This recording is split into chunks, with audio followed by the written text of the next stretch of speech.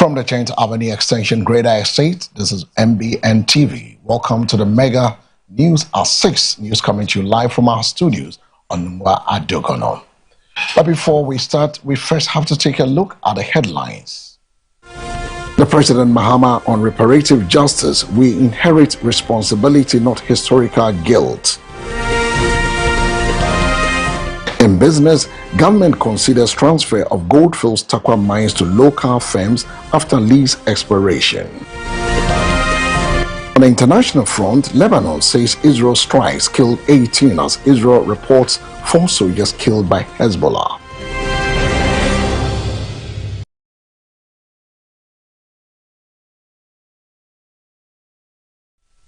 This and many other stories coming up. We'll also bring you news from the business as well as sports and entertainment.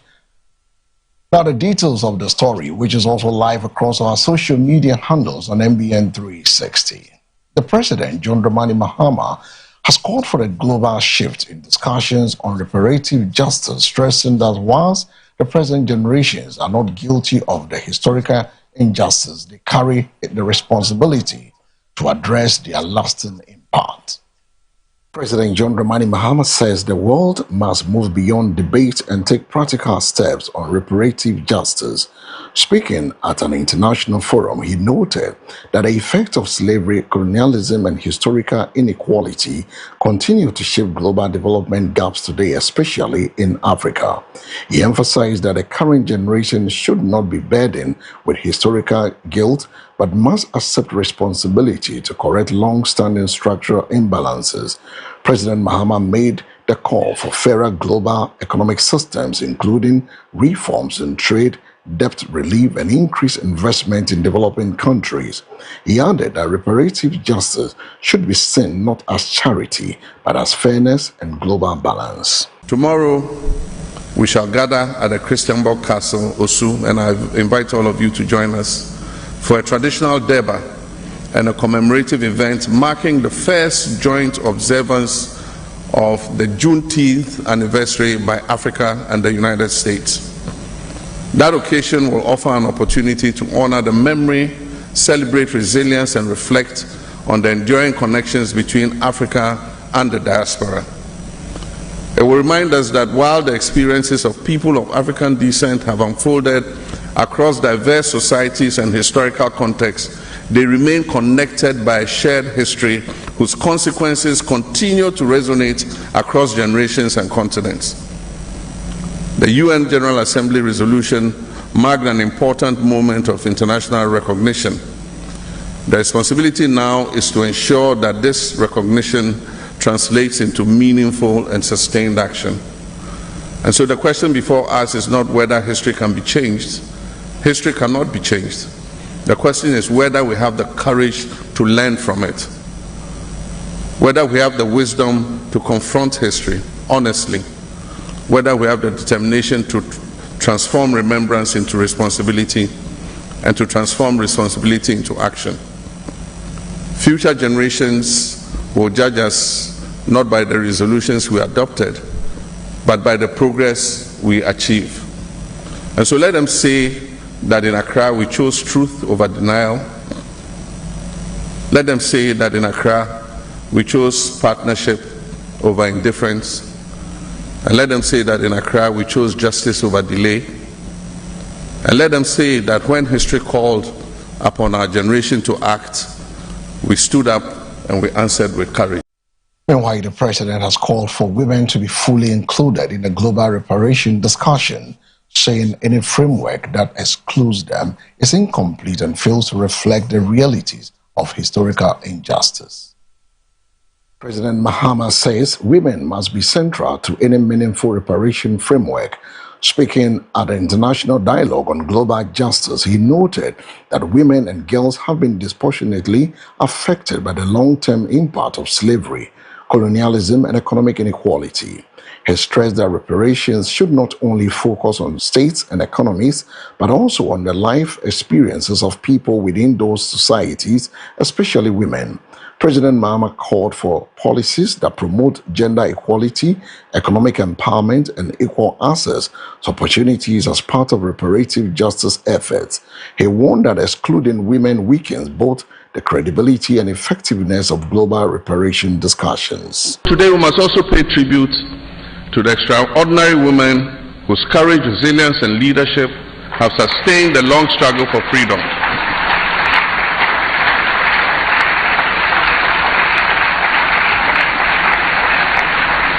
From Nanny of the Maroons in Jamaica, whose story is believed to have begun on the shores of present-day Ghana, to Harriet Tubman and Sojourner Truth, women have been at the forefront of resistance against oppression. Their courage was matched by countless others whose names history has failed to record, and yet whose sacrifices helped preserve families, communities, and hope in the most difficult of circumstances. We also honor the women of our time, the scholars, the activists, the jurists, the public servants, policymakers, and civil society leaders who continue to champion this cause. And many of those women are present in this hall today. Their contributions have helped bring us to this historic moment and continue to shape the path that we must take ahead. Their stories remind us that reparatory justice must also be gender responsive. The historical experiences of women and girls cannot remain footnotes in the global narrative. They must occupy their rightful place at the center of truth-telling, remembrance, and redress. And so any framework for truth-telling, memorialization, reparatory justice, or historical reckoning that fails to recognize the specific experience of women will remain incomplete.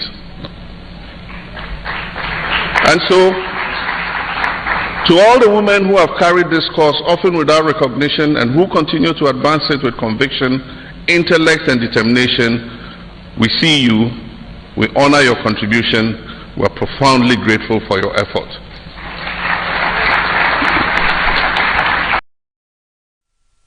Away from that, we move straight to where the National Association of Local Authorities of Ghana, NALAG, has launched an exercise books distribution program aimed at improving access to learning materials, supporting basic education across the country. The National Association of Local Authorities of Ghana has introduced a new initiative to supply exercise books to pupils in basic schools, particularly in underserved communities. The program is aimed at improving access to essential learning materials and reducing the financial burden on parents. NALAG says the intervention forms part of efforts to strengthen basic education delivery through collaborations with district and municipal assemblies. The initiative will focus on ensuring equitable distribution of exercise books with priority given to rural and hard-to-reach areas. Education stakeholders says the program could help improve learning outcomes and promote equal access to quality education nationwide.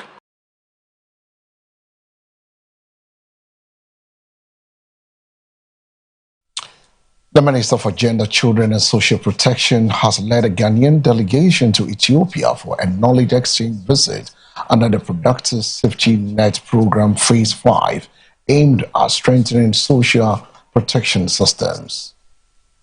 The Minister for Gender, Children and Social Protection has led a delegation to Federal Democratic Republic of Ethiopia for a knowledge-sharing engagement on social protection delivery systems.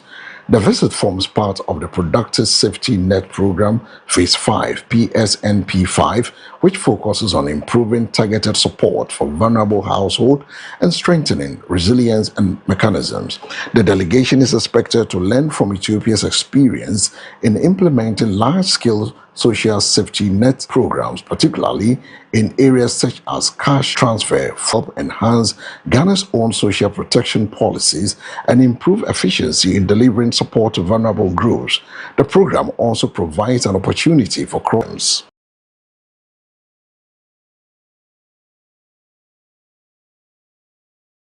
Now we move straight to the floor of Parliament, where the minority in Parliament is urging government to redirect funds from the 24-hour economy initiative into the completion of a Star Agenda 111 hospital project citing urgent healthcare delivery needs across the country. The minority in Parliament is calling on government to prioritize the completion of Agenda 111. According to the minority, many of the facilities remain uncompleted, limiting access to healthcare services in several districts across the country. They insist that completing existing health infrastructure would have a more immediate impact on citizens than introducing new economic programs. Government is yet to formally respond to the minority proposal, but the debate continues over national spending priorities and infrastructure completion timelines. But as assembly members, as district assembly officials and political actors, you are supposed to build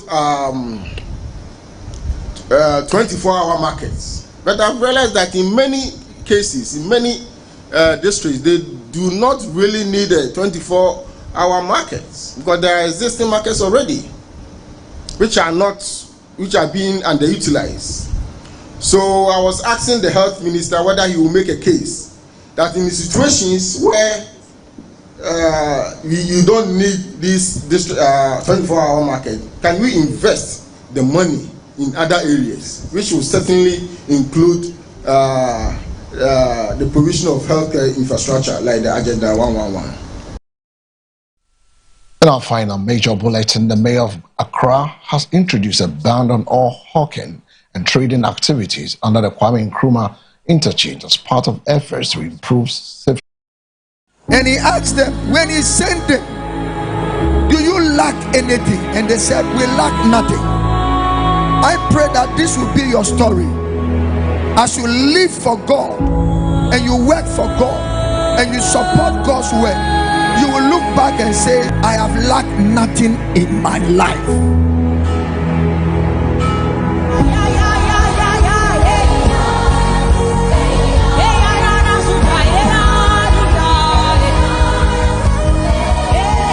We want to thank God and thank God again that Friday is a night of prayer, prophetic night, healing night, the word of God night, and worship night.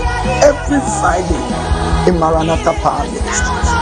And I'm inviting you, beloved, if we don't realize the warfare we are in, the devil will defeat you as a child of God. And the most strangest things and unfortunate things in the church today is good believers who are weak. You are good, but you are weak spiritually. God wants you to be strong because he says in Ephesians chapter 6 verse 10, he says, finally, my brethren, be strong in the Lord and in the power of his might. You see, there are certain battles you cannot win in the day. This Friday and every Friday, I'm inviting you to Maranatha Power Ministries for breakthrough night, signs and wonders night, prophetic night, healing night, deliverance night, and salvation night. Let me see you this Friday. If you want more direction, telephone numbers on the screen. Please call. And also, you can watch me on MBN TV every time we are having service. And also, watch me and be with me on all the social media platforms you will see on the screen. Remember this, Jesus prayed in the night. Even the Son of Man prayed all night. It's our time. God bless.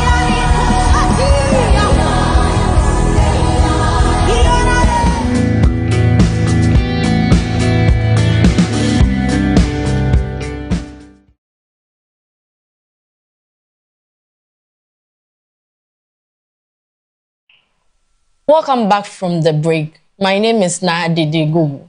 In business, government is reportedly considering handing over the Tarkwa mine operated by Goldfields to local Ghanaians, firms after the expiration of its length, in a move aimed at increasing local participations in mining sectors.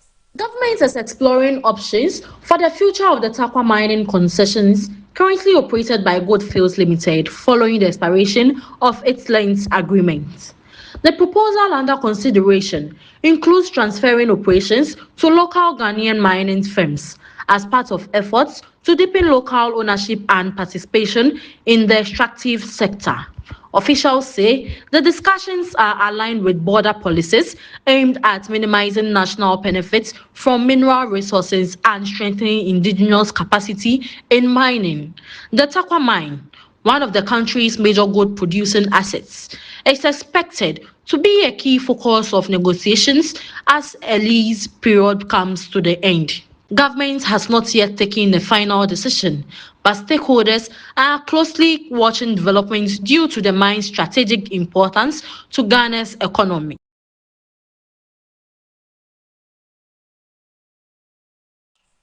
Also, President John Dramani Mahama has assured farmers in the Bono region that they will receive a fair share of farmer service centers as part of efforts to boost agricultural productivity and support agribusiness development. President John Dramani Mahama says his government is committed to expanding access to farmer service centers across the country to improve agricultural efficiency and support rural farmers. He made the assurance during an engagement with farmers and agricultural stakeholders in the Bono region, where concerns were raised about unequal distribution of agricultural infrastructure.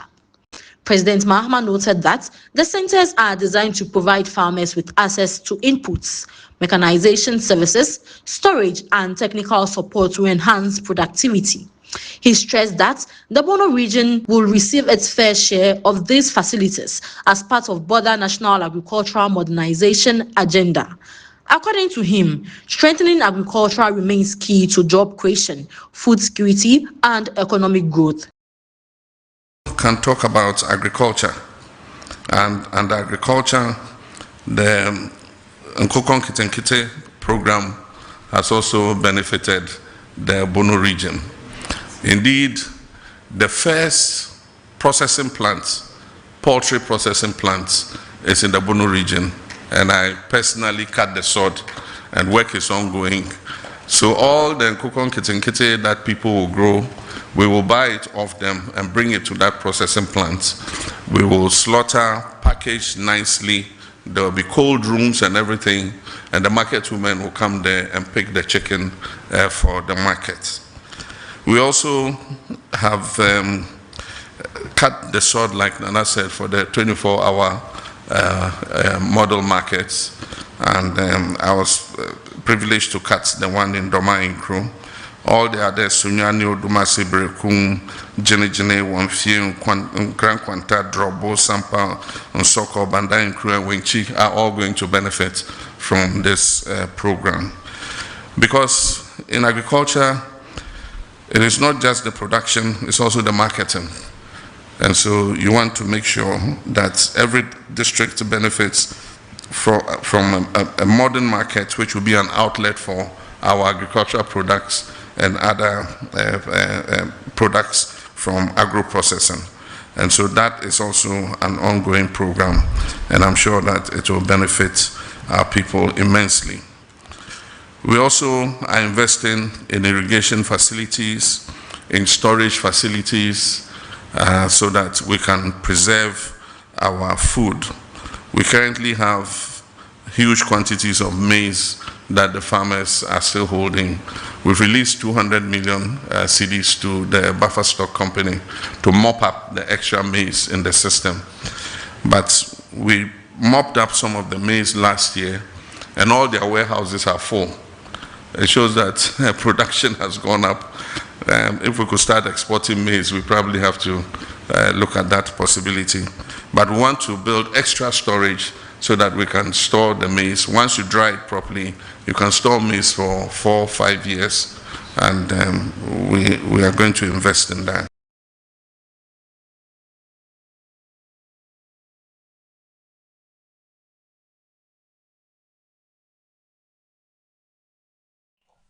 Let's go for a break. Up next is sports and entertainment with Farah Ayi.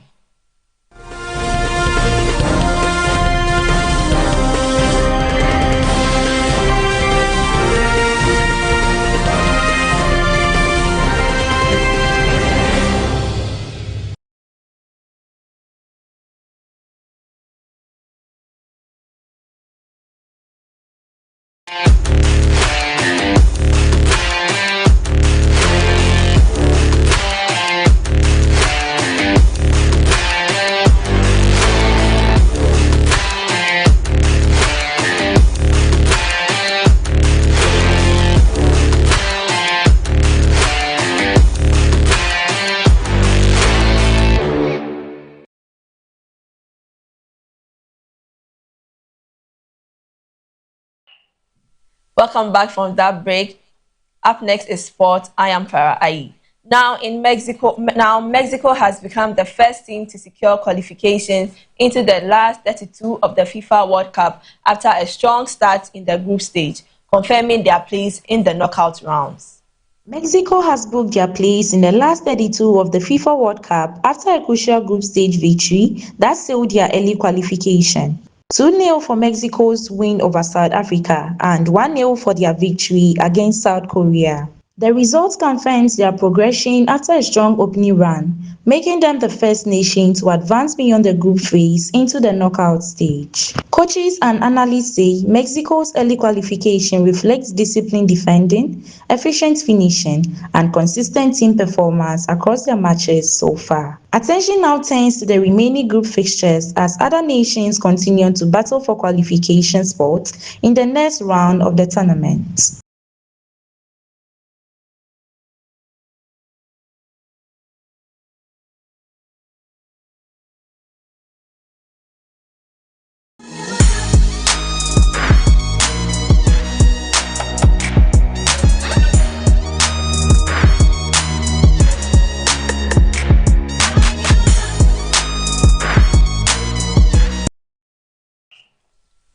Now in entertainment, reggae musician Grams Morgan has revealed that a recent DNA test shows he is 46% Ghanaian, highlighting a strong ancestral connection to Ghana.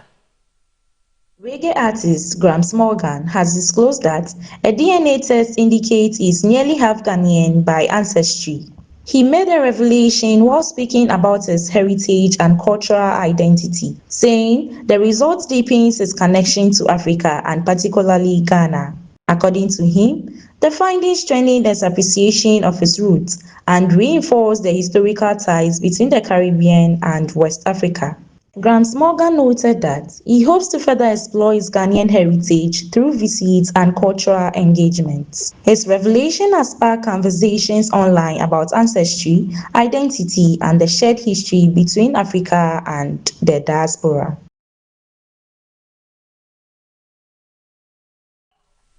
Now that's all for sports and entertainment with me, Farah Ayi. Up next is international news with El Samuels.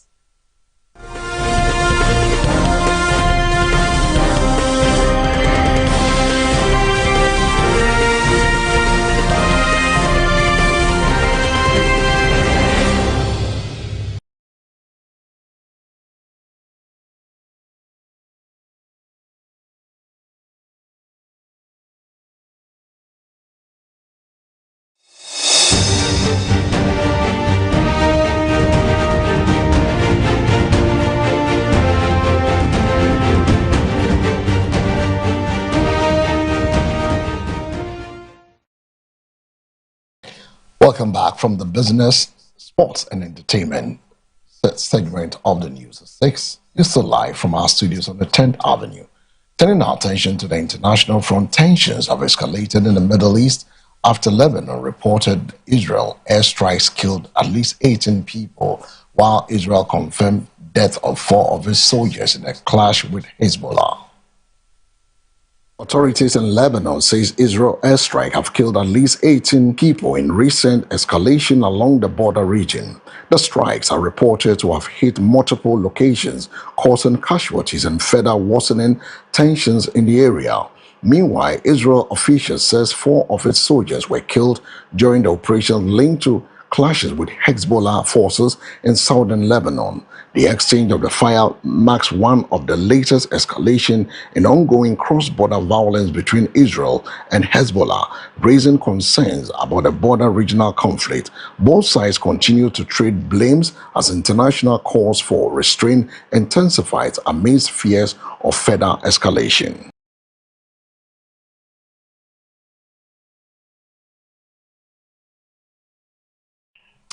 Meanwhile, plans talk between the United States and Israel and Iran, Switzerland have been postponed following a fresh escalation of violence in Lebanon, where a deadly clash between Israel and Hezbollah continued to raise regional tensions.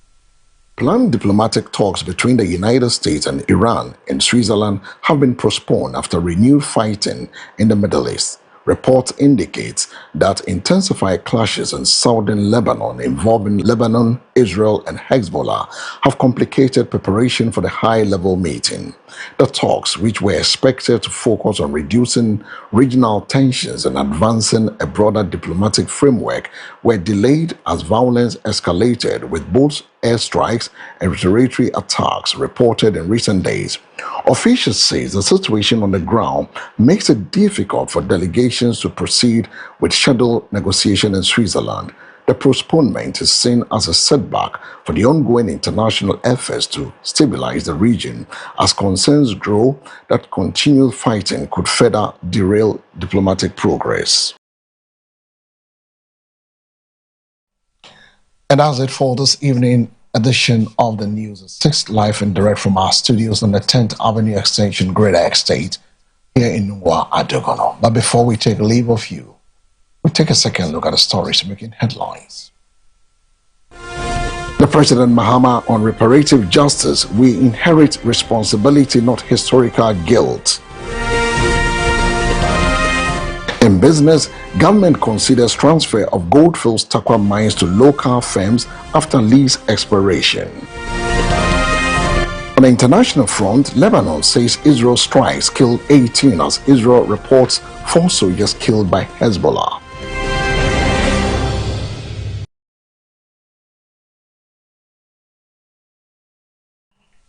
For more news, log on to MBN 360. My name